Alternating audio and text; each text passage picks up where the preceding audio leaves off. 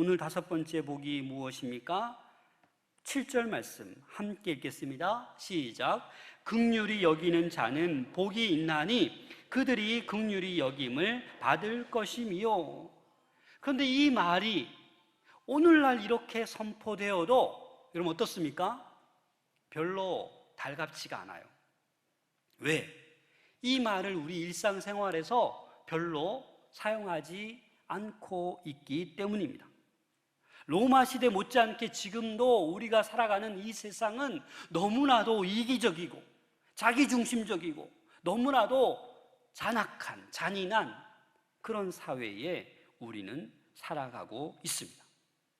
모두들 자기중심적으로 살아가고 있습니다.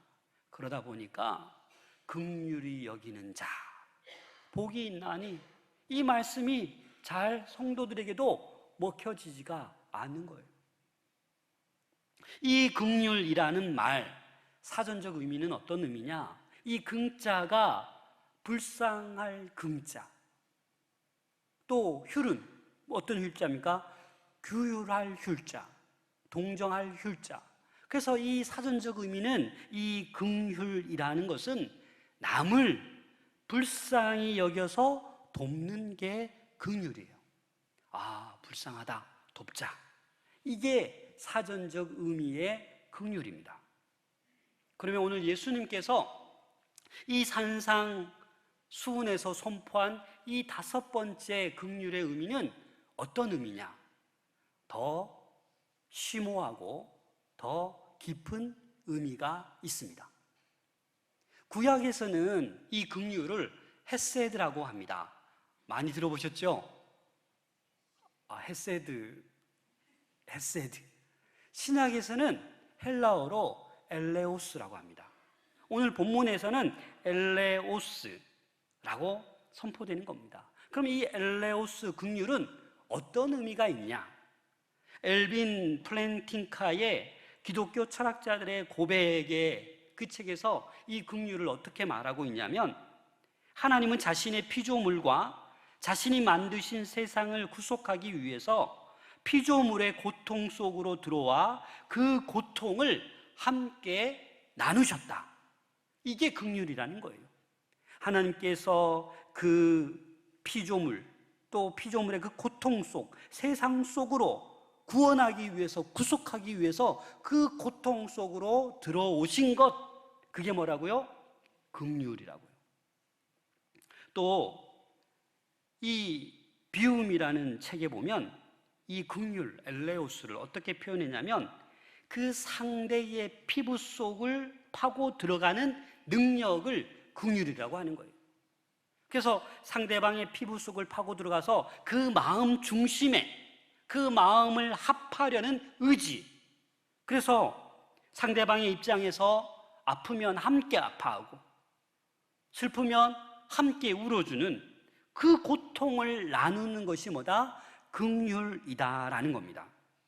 그래서 이 긍휼이라는 것은 그냥 불쌍한 동정의 그 감정을 뛰어넘어서, 그 감정을 초월해서 그 사람과 같은 처지, 그 사람과 같은 공감을 느끼는 것이 무엇이다? 긍휼이다라는 겁니다. 여러분, 이 긍휼이 쉽겠습니까? 어렵겠습니까? 여러분들 그렇게 할 수 있습니까? 부부지간에도 당신이 아프지 내가 아픕니까? 깊이 그 똑같이 경험할 수 없잖아요. 안 그렇습니까? 상대방이 정말 아프고 너무나도 고통스러운데 그 고통이 똑같이 나에게 느껴지십니까? 안 그렇거든요. 그러나 하나님의 긍휼은 약한 사람들을 대할 때 보여주시는 그 태도, 그 사랑의 모습이 바로 긍휼이라는 겁니다. 그래서 어려움에 처한 사람이 있으면 긍휼을 베풀 수 있는 사람은 그 사람과 같은 처지가 되어 가는 거예요. 에베소서 2장 4절 5절 말씀 함께 읽겠습니다. 시작. 긍휼이 풍성하신 하나님이 우리를 사랑하신 그 큰 사랑을 인하여 허물로 죽은 우리를 그리스도와 함께 살리셨고 너희는 은혜로 구원을 받은 것이라. 아멘. 우리 하나님의 긍휼, 하나님의 성품입니다. 죄인된 인간을 대하시는 하나님의 사랑의 태도, 성품, 그게 뭐예요? 우리와 같은 처지가 되기를 원하시는 거예요. 그래서 하나밖에 없으신 그 예수, 하나님과 동등됨을 취하시는 그 독생자 예수 그리스도를 어떻게 해요? 우리와 같은 처지, 육신의 몸을 입으셔서 성육신하셔서 이 땅에 오게 하신 것입니다. 그래서 우리의 죄의 저주를 우리는 감당할 수 없는데 우리와 똑같은 몸을 입으시고 그 모든 죄의 저주를 감당하셨습니다. 무엇 때문에? 하나님의 긍휼, 하나님이 저와 여러분들을 사랑하는 그 큰 사랑의 모습, 태도가 긍휼로 나타나는 것입니다. 그래서 빌립보서 2장 7절 8절에 보시면 오히려 자기를 비워 종의 형체를 가지사 사람들과 같이 되셨고 사람의 모양으로 나타나사 자기를 낮추시고 죽기까지 복종하셨으니 곧 십자가에 죽으심이라. 그렇습니다. 자기를 비워서 종이 아닌데도 불구하고 종의 형체를 가져서 사람과 같이 되셨습니다.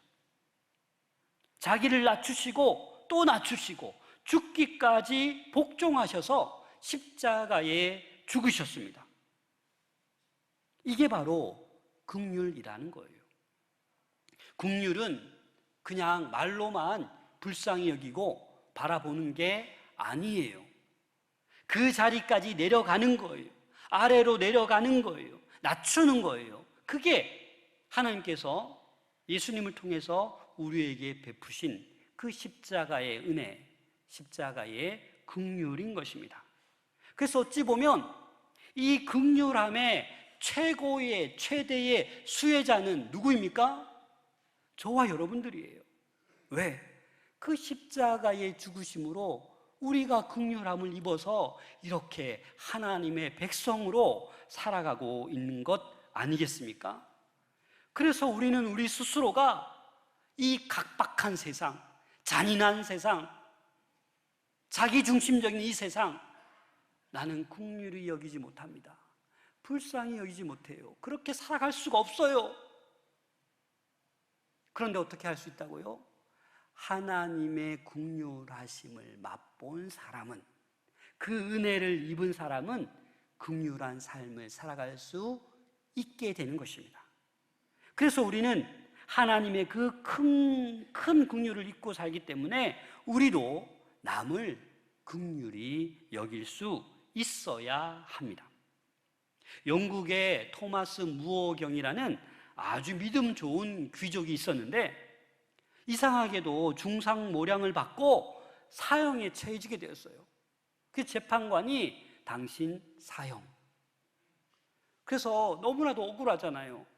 그런데 이 귀족 무어경은 그 재판관장에게 이렇게 말합니다. 부탁이 있는데 저의 친구가 되어주지 않겠습니까? 바울과 스데반을 보면 바울이 스데반을 돌로 쳐 죽였지만 후에 예수를 믿고 천국 가서 좋은 친구가 되었다고 합니다. 저도 당신이 저를 사형 선고했지만 나중에 예수를 믿고 천국에서 정말 같이 친구로 만나기를 소망합니다. 이 재판관이 너무나도 어이가 없잖아요. 사형 선고를 내렸는데 어떻게 그런 말을 할 수가 있지? 라고 물어보니까 이 무어경이 유명한 말을 했습니다. 내가 그렇게 할 수 있는 것은 예수님이 나에게 먼저 긍휼을 베푸셨기 때문입니다. 그렇습니다. 저와 여러분들은 내 스스로는 긍휼히 여길 수 없지만 그 하나님의 긍휼하심을 맛보았기 때문에 그 긍휼을 저와 여러분들에게 베푸셨기 때문에 우리도 긍휼히 여길 수 있다라는 것입니다. 그럼 우리가 예수님처럼 어떻게 긍휼히 여기는 자가 될 수 있겠습니까? 그러기 위해서는 우리 마태복음 9장 36절을 함께 읽겠습니다. 시작. 무리를 보시고 불쌍히 여기시니 이는 그들이 목자 없는 양과 같이 고생하며 기진함이라. 그렇습니다. 예수님은 목자 없는 양, 다시 말해서 구원받지 못한 사람들을 긍휼히 여기셨습니다. 그래서 우리들도 예수님처럼 긍휼히 여기는 자가 되기 위해서는 우리 주변에, 우리 가까이에 있는 목자 없이 기진맥진하는 그 고생하는 그 사람들을 발견할 수 있어야 되고 그들을 불쌍히 여길 수 있어야 합니다. 누가복음 7장 13절에 보면 주께서 과부를 보시고 불쌍히 여기사 울지 말라 하시고, 어떤 장례 행렬이 있는데 과부가 너무 우는 거예요. 예수님이 가만히 보니까 남편을 벌써 잃었고 아들이 있는데 아들도 죽은 거예요. 너무 불쌍한 거예요. 그래서 예수님께서 다가가셔서 그 장례 행렬을 멈추시고 관에 손을 얹고 그 아이를 살리셨습니다. 왜? 그 과부가 너무 불쌍하게 보여서. 그래서 그 과부를 돌보시고 그 아들을 살리신 것입니다. 요한복음 8장 11절에도 보면 간음한 여자가 현장에서 붙들려 잡혀옵니다. 사람들은 다 죽이고자 하지만 예수님은 뭐라고 얘기하십니까? 나도 너를 정죄하지 아니하노니 가서 다시는 죄를 범하지 말라 하시며 용서하셨습니다. 긍휼을 베푸셨습니다. 마가복음 2장 15절에도 보면 그 집에 앉아 잡수실 때에 많은 세리와 죄인들이 예수와 그의 제자들과 함께 앉았으니. 그렇습니다. 예수님이 가만히 보면 세리와 죄인들, 그 당시 가장 비천한 자들과 함께 하셨습니다. 그런데 우리는 이렇게 살아가다 보면 좀 권력도 있고 명예도 있고 좀 나보다 좀 낫고 그런 사람하고는 좀 어울려도 손해보지 않은 것 같으니까 괜찮은 것 같은데, 예수님처럼 좀 죄인이고 세리고 좀 불쌍한 그런 사람들과는 긍휼히 여기려고 하지 않아요. 예수님처럼 비천한 자, 어려운 자를 우리는 외면해서는 안 되는 것입니다. 그래서 우리는 이 긍휼의 회복을 위해서 우리는 가까이 있는 자들, 수많은 어려움에 있는 자들에게 다가가는 거예요. 공감하는 거예요. 그 사람의 처지가 되어 보는 거예요. 그게 지금 오늘 예수님께서 5번째 말씀하시는 긍휼의 진정한 의미인 것입니다. 아브라함을 보세요.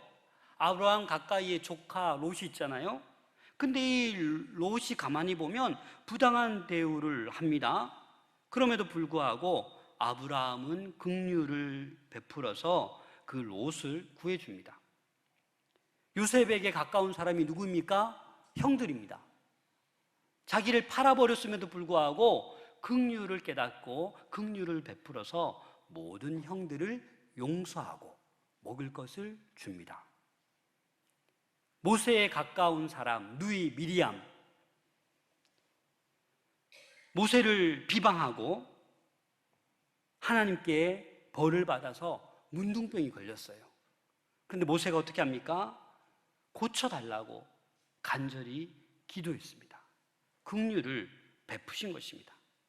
그래서 민수기 12장 13절에 보면 모세가 여호와께 부르짖어 이르되 하나님이여 원하건대 그를 고쳐 주옵소서라고 기도하였습니다. 잠언 12장 10절 함께 읽겠습니다. 시작. 의인은 자기의 가축의 생명을 돌보나 악인의 긍휼은 잔인이니라. 의인들은 동물까지도 긍휼히 여기는 사람들이다라고 말씀하고 있습니다. 악인은 누구나 무엇이나 잔인하게 대합니다. 그래서 오늘날 보면 끔찍한 동물 학대가 많이 발생하고 있지 않습니까? 이제 예수님의 그 긍휼하심을 보았는데 더 쉽게 한 사람을 소개하고자 합니다. 아마 이 사람이야말로 이 긍휼의 단어를 우리가 더 쉽게 이해할 수 있는 단어인 것 같습니다. 여러분, 사마리아인 아시죠? 선한 사마리아인. 누가복음 10장에 나옵니다. 이 비유를 예수님께서 이렇게 말씀하셨습니다. 길 가다가 강도 만나서 거반 죽을 뻔한 사람, 유대인, 상해를 입어서 피를 철철 흘리고 쓰러져 있습니다. 그런데 누가 먼저 지나갑니까? 제사장이 지나갑니다. 그것을 보고 분명히 보았다고 했는데 성경에는 피해갔다라고 나와요. 그 다음에 두 번째, 레위인이 옵니다. 그 죽어가는 사람을 보았습니다. 또 어떻게 합니까? 피해갑니다. 오늘날로 말할 것 같으면 목회자죠, 목회자. 그 죽어가는 모습을 보았음에도 불구하고 무슨 이유인지 모르겠지만, 바쁜지 옷이 버려지면 안 되는지 모르겠지만 하여간 보고 피해 가버렸어요. 그런데 이 사마리아인은 그 모습을 보았습니다. 우리 33절 말씀 함께 읽겠습니다. 시작. 어떤 사마리아 사람은 여행하는 중 거기 이르러 그를 보고 불쌍히 여겨. 여러분, 그런데 놀라운 것은 이 사마리아 사람, 이 거반 죽어가는 유대인, 원수지간이에요. 이 유대인들이 이 사마리아 사람을 매일 모욕하고 인간 취급하지 않습니다. 예루살렘 가려면 이 사마리아를 거쳐가야 되는데 그 땅, 더러운 땅 밟기 싫어서 돌아서 갑니다. 이런 원수, 모욕을 주는 그 유대인이 지금 쓰러져 있는 거예요. 그러면 이 사마리아인이 솔직히 어떻게 해야 되겠습니까? 여러분들이 지금 살아가면서 정말 저 원수, 근데 길에 쓰러져 있는 거 봤어요? 여러분 어떻게 하실래요? 저럴 줄 알았어, 잘 됐다. 아니면 한 대 더 때려줄까? 여러분 어떻게 하실 거예요? 원수면 사실 보고도 더 피해갈 수 있죠. 그러나 이 사마리아인은 보고 불쌍히 여겼습니다. 그런데 오늘날 참 심각한 것은 이 마음이 우리에게 별로 없어요. 솔직히 누가 제일 불쌍하게 여겨요? 내가 제일 불쌍하게 보여요. 살다 보니까 남하고 비교하는데 다 나보다 나은 사람만 보거든. 그래서 인생이 누가 제일 불쌍해 보여요? 내가 제일 불쌍해 보여요. 그래서 다른 사람을 긍휼히 여길 마음이 들 수가 없는 거예요. 여러분, 우리 주님께서는 그 불쌍한 이들, 어려운 이들을 늘 돌보셨어요. 구원받지 못한 그들을 불쌍히 여기시고 늘 찾아가셨어요. 그래서 우리는 나만 불쌍히 여기는 마음이 아니라 나는 주의 은혜로 주의 백성 됐으니까 더 이상 불쌍한 사람 아니에요. 그래서 다른 사람을 불쌍히 여기는 마음이 있어야 합니다. 그러면 제사장과 이 레위인은 불쌍한 마음이 없었을까요? 아니요. 불쌍한 마음 보고 불쌍히 여겼을 거예요. 그러나 행할 수가 없는 거죠. 다른 이런저런 이유 때문에. 그런데 두 번째 사마리아인 보시면 34절 말씀 같이 읽겠습니다. 시작. 가까이 가서 기름과 포도주를 그 상처에 붓고 싸매고 자기 짐승에 태워 주막으로 데리고 가서 돌보아 주니라. 불쌍히 여겨서 보았고 또 어떻게 해요? 돌보아 주셨습니다. 다시 말해서 이 긍휼히 여기기 위해서는 돌보아 줘야 된다. 행함이 있어야 된다라는 말씀입니다. 기름과 포도주를 상처에 붓고 싸매고 자기가 타고 와도 시원찮은데 자기는 걸어가고 이 죽어가는 유대인을 태워서 주막까지 간다. 행함 아닙니까? 행함. 야고보서 2장 17절에 보면 이와 같이 행함이 없는 믿음은 그 자체가 죽은 것이라. 그래서 이 사마리아인은 행함으로 이 죽어가는 이 유대인을 돌보아 주었다라는 겁니다. 그래서 우리는 불쌍히 여기는 마음이 있어야 되고 돌보아 주는 행함이 있어야 합니다. 더 나아가서 하나가 더 있습니다. 우리 35절 말씀 같이 읽겠습니다. 시작. 그 이튿날 주가 주인에게 데나리온 2를 내어주며 이르되 이 사람을 돌보아 주라. 비용이 더 들면 내가 돌아올 때에 갚으리라 하였으니. 여러분, 정말 놀랍지 않습니까? 여기까지 한 것도 최선을 다했는데 행여나 비용이 더 들 수도 있다는 거 아닙니까? 일단은 내가 데나리온 2를 줄 테니까 혹시 모자르면 내가 다시 오겠다라는 거 아닙니까? 이것은 무엇이냐? 긍휼에는 희생이 있어야 됩니다. 물질을 희생하고 시간을 희생하고 수고를 희생하는 이러한 긍휼이 온전한 긍휼이다라는 것입니다. 긍휼은 말로만 하는 것이 아닙니다. 손과 발이 움직이는 거예요. 희생이 따르는 거예요. 시간을 투자하는 거예요. 물질을 투자하는 거예요. 그러자 이 비유의 말씀을 마치고 예수님께서 이렇게 율법 교사에게 묻습니다. 36절입니다. 내 생각에는 이 세 사람 중에 누가 강도 만난 자의 이웃이 되겠느냐? 누구입니까? 그냥 사마리아 사람입니다 이러면 되죠. 그런데 뭐라고 얘기합니까? 자비를 베푼 자. 이 율법 교사도 그 사마리아인을 입에 담기 싫거든요. 그래서 자비를 베푼 자, 긍휼을 베푼 자가 강도 만난 자의 이웃이다 라고 말하고 있습니다. 사랑하는 여러분, 긍휼은 높은 곳에 있어서 말로만 하는 것이 아닙니다. 예수님처럼 그 높은 보좌에서 낮고 낮은 이 땅으로 성육신하여 내려오셔서 우리와 같이 되셨습니다. 그래서 그 처지를 공감하고 같은 처지가 되어서 그 마음을 똑같이 가지고 함께 슬퍼하고 함께 우는 것이 뭐예요? 긍휼의 마음인 것입니다. 이 행복을 누리기 위해서는 우리 안에 예수 그리스도로 가득 채울 수 있기를 소망합니다. 그러면 우리 마음이 늘 평안해요. 그런데 이 예수님의 마음이 없으면 늘 갈등하고 늘 이기심이 생기고 잠도 잘 안 오고 몸은 망가져가고 영혼도 망가져가는 거예요. 그래서 정말 행복한 삶은 이 땅에 물질을 누리고 명예를 누리고 권력을 누린다고 해서 진정한 행복이 오는 게 아니에요. 아무리 그렇게 해도 평안하지가 않아요.